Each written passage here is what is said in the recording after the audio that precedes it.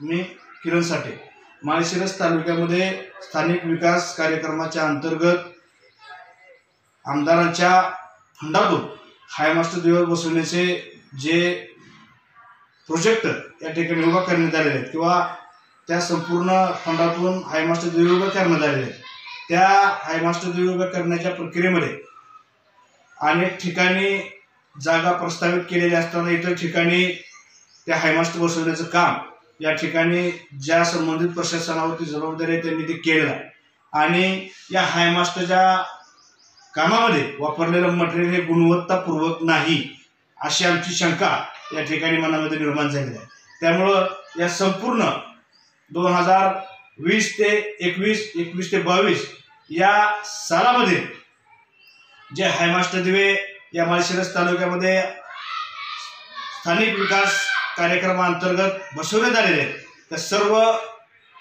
हायमास्टर दिव्याची प्रस्तावित जागा आणि बसवलेली जागा याची चौकशी करून या संपूर्ण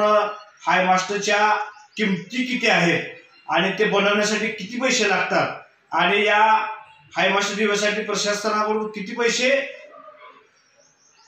ठेकेदाराने घेतलेले आहेत किंवा ठेकेदाराला शासनाने किती पैसे ठरवून दिलेले आहेत आणि ते पैसे ठरवून दिलेले असताना